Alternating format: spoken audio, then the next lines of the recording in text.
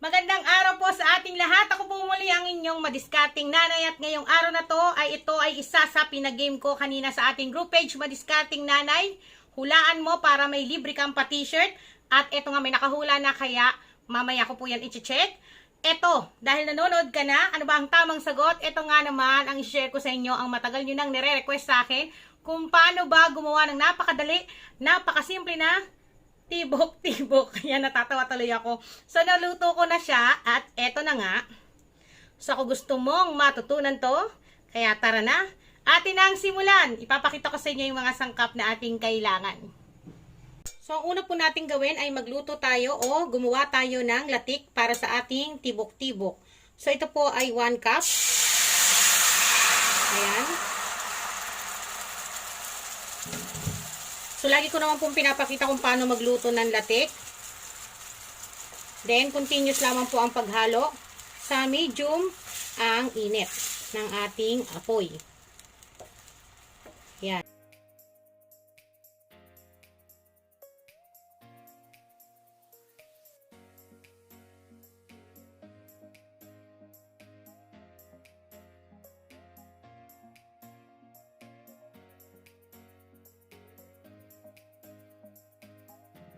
So, yan na. Mag-start ng mag-golden brown yung ating latik. So, segundo na lamang to. Pwede na nating patayin yung ating kalan. Huwag nyo pong hintayin na mag-golden brown siya talaga dahil masusunog po yan ng langis ng latik. Ayan. So, nag-start na siya. So, once na ganito na po yung kanyang kulay, yan, pwede na po nating patayin yung ating kalan. Ngayon, ito po yung mga kailangan nating sangkap na madali ninyong makikita sa mga grocery at madaling lutuin. Ito po ang ating tibok-tibok na madalas nyo nang re-request. Kaya atin ang pagbibigyan yan. So meron tayong glutinous rice flour. Ngayon kung wala kayong makitang glutinous rice flour dyan sa lugar ninyo, pwede po kayong maggiling, mag-blender ng malagkit na bigas. Pero madali na po itong mahanap. Kahit sa mga grocery, palengke, meron po nito. Tanongin nyo lang ang glutinous rice flour. Meron tayong puting asukal. Sa ating sugar ay depende po sa tamis ang nais ninyo. Kung gusto niyo mas matamis, dagdagan. Kung gusto niyo sakto lang, bawasan ha. Then, naglalagay po ako ng gata ng nyog. Kasi yan po yung nagpapakreamy, nagpapalinamnam din ng ating tibok-tibok. At syempre, meron tayong fresh milk. Alam naman natin, ang tibok-tibok ay sikat na best kakanin sa Kapampangan, kung tawagin ay milk pudding. Dahil bukod sa creamy siya, ay nako, pag natikman ninyo, talagang uulit-ulitin dahil napakadali lang nito lutuin. So, napakasimple lang, mag-start na tayo. Kakailanganin natin ng isang pan na paglulutuan natin ito. So, ito po yung aking gagamitin. Ito ay non-stick pan. Pero kahit naman sa ordinaryong kawali o pan, pwede naman po ninyong paglutuan yon. So, ang kagandahan lang kasi nito, hindi siya dumidikit. So, unahin po natin, paghahalu-haluin natin tong lahat. So, bahala na kayo kung anong gusto ninyong unahin. So, ilalagay ko po ay fresh milk. Pero, ang original po na tibok-tibok ay yung Carabao milk. Ngayon, kung meron kayong makita nun, kung nandiyan kayo sa probinsya, mabilis yan hanapin, yun po yung gamitin niyo dahil mas masarap po. Yun ang original na tibok-tibok. Pero dahil dito nga sa ating lugar, nandito tayo sa Metro Manila, mahirap yan hanapin. Kaya gagawa natin ang paraan para masunod ang inyong request na tibok-tibok na yan. Napakasarap po nito. Then yung ating sugar. Tapos yung ating glutinous rice flour. Ulitin ko ha, kahit sa palengke po meron nito. Kaya hindi na kayo mahihirapan. Supermarket, meron din po. Then, yung ating gata ng nyog. Ayan. Tapos, napakasimple lamang po. Hahaluin natin yan kasi kailangan matunaw yung ating sugar. Then, kailangan ma-dissolve din po yung ating glutinous rice flour bago natin isalang to sa ating kalan. So, lulutuin po natin to in low to medium heat lamang ang apoy. Then, continuous lang ang paghalo hanggang sa makita po natin na lalapot na yan. Makikita nyo mamaya pagkatapos natin isalang sa aking kalan. So, yan. Natunaw na po natin yung ating glutinous rice flour at yung ating sugar. So, ready na to para isalang sa ating kalan. So, ulitin ko, kailangan po low to medium heat lamang ang ating apoy. At halu-haluin po natin continuous hanggang sa makita po natin yung tamang lapot na nais natin para sa ating tibok-tibok.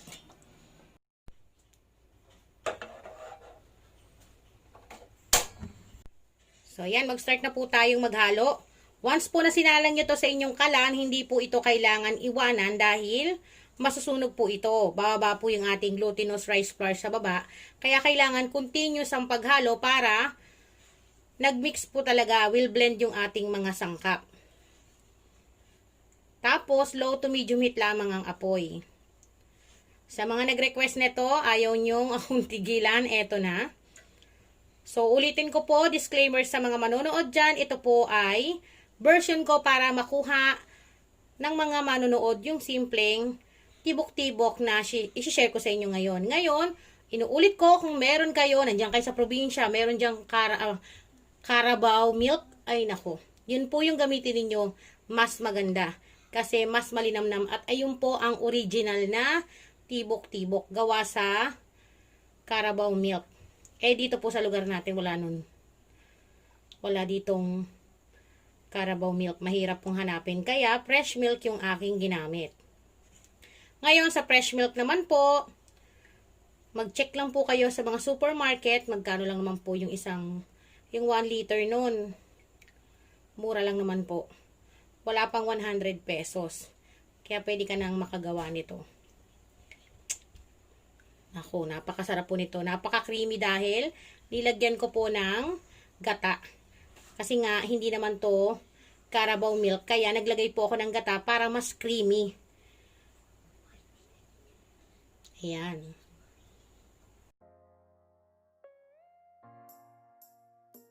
So, ayan. Ganito po yung kanyang magiging texture pagkalipas ng ilang minuto. Ayan. Para siyang maha. Pero, hindi po tayo gumamit ng cornstarch dahil ang ginamit natin ay glutinous rice flour. Pero, mas creamy po ito. Napakasarap. Husgahan nyo na lamang po kapag natikman ninyo. Napakadali rin niyang lutuin. Ayan. Naamoy ko na ang bango. Sarap. So, hindi po natin to kailangan patigasin. Ayan. So, lutuin lang po natin ng mga ilang minuto pa. Para makuha natin yung smooth at yung magandang timpla ng ating tibok-tibok. So, dapat po, once na ganito na yung nakukuha ninyong texture ng inyong tibok-tibok, ang paghalo po, na ganyan, continuous para hindi masunog yung ilalim at maging smooth yung ating tibok-tibok.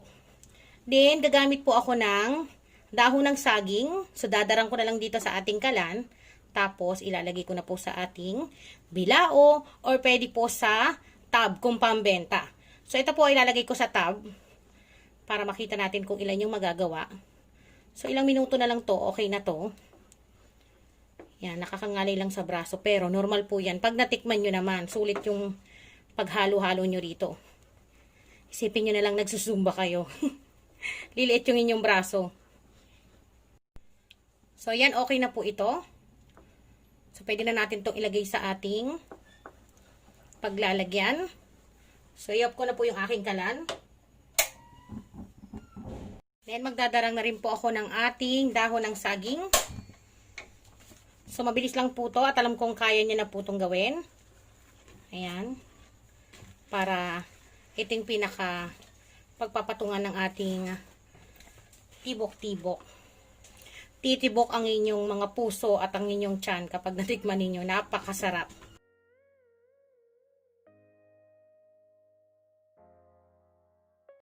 So, ito po yung aking gagamiting tub. Ito po ay 500 ml tub.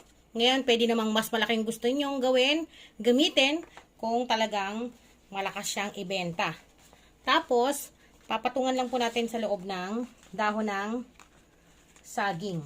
Kung wala kayong dahon ng saging, kahit naman wala, pwede. Pero nagbibigay kasi aroma yung ating dahon ng saging. Dagdag bango.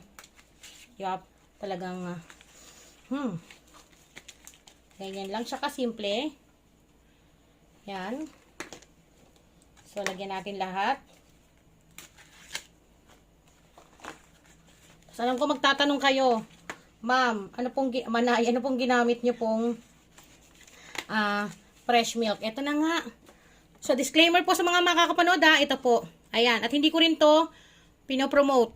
So, ito yung aking gamit. Alaska fresh milk.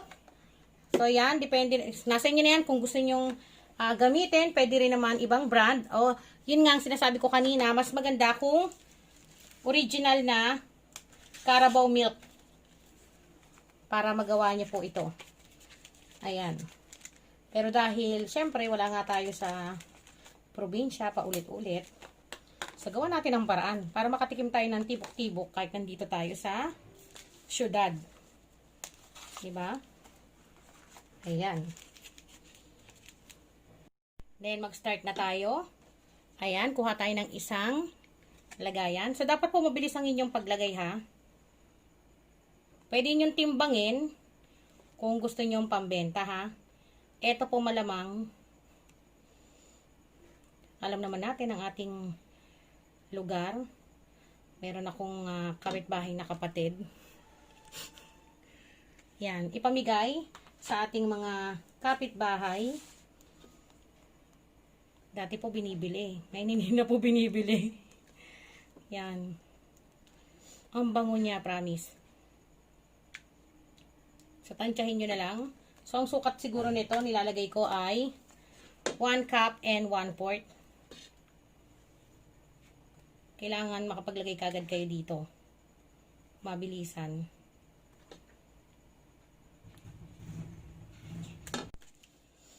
Ang bango. Saglit lang na naman to po. Pwede mo itong ilagay sa chiller, then i-microwave mo lang pag gusto mong kakainin. Pero kahit hindi mo i-microwave to, masarap po ito kapag malamig. Yung galing sa chiller, ay, panalo. Panghimagas pagkatapos kumain. Yan. So, yan po, nakagawa tayo ng 6 na tab ng tibok-tibok. So, ready na para lagyan naman natin ng latik. Ayan. Na may langis para mas mabango. Wow. Panalo po ito. So, bakit siya tinawag na tibok-tibok? Hindi ko napakita sa inyo. So, check naman niyan. Once na niluluto nyo po ito, habang hinahalo ninyo, tapos niluluto nyo sa low to medium heat ang apoy, subukan nyo pong iangat ang inyong sandok, tapos i-check nyo po yung niluluto ninyo. Tumitibok-tibok siya, kaya siya tinawag na tibok-tibok. Check nyo po yan kapag nagluto kayo. Ang ganda niyan tignan. Pero, huwag yung tagalan na tignan, ha. Papasunog na yung inyong niluluto. Yon. Ayan. So, ilalagay ko po dyan sa aking description box kung magkano yung nagastos ko rito dahil ang ginamit lang naman natin dito nga glutinous rice flour ay 1 cup lang. So, magkano lang yung 1 cup? So, sa pag-costing naman po, hindi kailangan i-costing mo yung isang pack ng glutinous rice flour. Kasi ang 1 pack po nun is 500 grams o kalahating kilo ang laman. Ang laman po ng 500 grams nasa 5 cups. 1 cup lang yung aking ginamit. So, hindi naman ganun kalaki yung nagastos dito. Tapos, isang pack ng 1 liter na, uulitin ulit, ito. Fresh milk. 1 liter po ito. So, magkano lang ito nabili? So, yan na ang ating finished product. Ang napakasimple at napakadali na request ninyo na tibok-tibok ni Manay. Ayan. Titibok ang inyong puso kapag natikman nyo to. Kaya, pwede nyo na tong pagkakitaan ngayong palapit ang Pasko. Napakasarap. So, atin ang titikman. Ito yung pinakamasarap na parte nitong vlog na to. Yung tikiman, tapos naglalaway kayo. Pasintabi po sa mga nagugutom dyan. Pasensya na po kayo kung madalas ko kayong iniinggit. Ayan o, nagwiwiggle siya o. Kaya hindi siya kailangan parang maging, para rin siyang sapin-sapin, pero mas creamy siya. Nabubuo po siya, pansinin nyo. Nabubuo siya na parang maha, pero yung loob niya, ang creamy. Yun yung kanyang pinagkaiba sa ibang kakanin. So, kayo na po ang maghusga kapag nasubukan ninyo. Dahil natatakam na talaga ako. Nako. Ayan na, titikman na po natin. Ang creamy niya, grabe. Wow. So, ito po. Para sa inyo po ito. Huwag po kayo mag-alala, hindi ko kayo. Grabe, panalo. Ang sarap. Promise, walang etos-etos to. Alam niyo naman kapag nag-share ako ng recipe. Di ba pumapatok? So, kaway-kaway dyan yung aking mga members. Sabihin ninyo kung hindi masarap yung mga binibigay ko sa inyong recipe. Marami na pong mga members natin ang kumikita na, kaya nakakatuwa. So, ganyan po yung kanyang texture sa loob.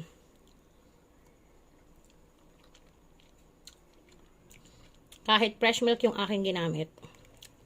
Ang sarap.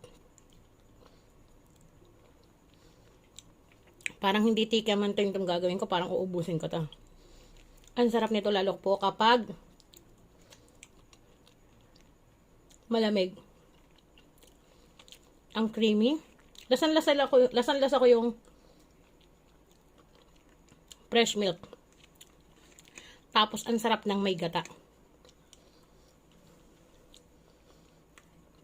Panalo to. Ang sarap. Gumawa na po kayo dyan. Habang tumitikim ako, ilalagay ko po dyan sa aking description box yung recipe. Tapos, kung magkano yung nagastos ko rito para may idea kayo. The best. Kahit ibenta mo ito ng 120 isa. Panalo. Hindi magsisisi yung bibili sa'yo. Babalik pa.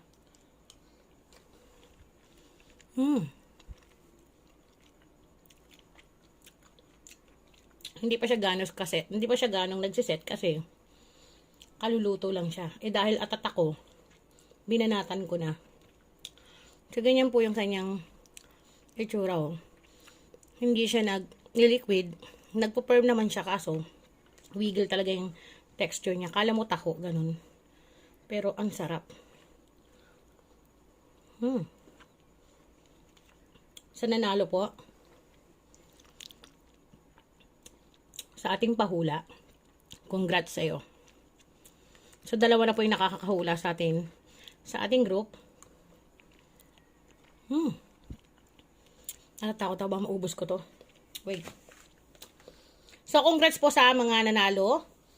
Nung nakaraan isa, si Ma'am Aileen. So, kanina, meron na po akong nakita, pero syempre, i-double check natin yan para maayos. Kaya kung ikaw ay nanonood lang at gusto mo na kumita sa maliit na puhunan, magkaroon ng dagdag kaalaman kahit nasa tahanan ka lang, mami, nag-aalaga ng anak, pwede kang kumita, pwede kang makaipon, makatulong sa iyong asawa, sumali lang sa ating group page, Madiskarteng Nanay Mel Choice. Ayan, lalagay ko po sa aking screen para makita mo sa FB at pwede mong i-like at i-follow ang aking FB page, Madiskarteng Nanay by Mel Choice. So, yan, ilalagay ko rin po sa aking screen. So, maraming salamat po sa lahat ng mga nanood. At kung nagustuhan mo to, please paki-like, paki-share, at don't forget to subscribe and click the bell button para updated po kayo sa mga reseping ibabahagi ko pa. Maraming salamat po sa inyong lahat. Sa lahat ng mga sumusuporta sa aking channel. Kaya kita-kita po tayo sa susunod ko pang recipe. Babanatan ko na to. Ayoko na ipakita sa inyo dahil naglalaway na kayo dyan. Sarap. So, paalam!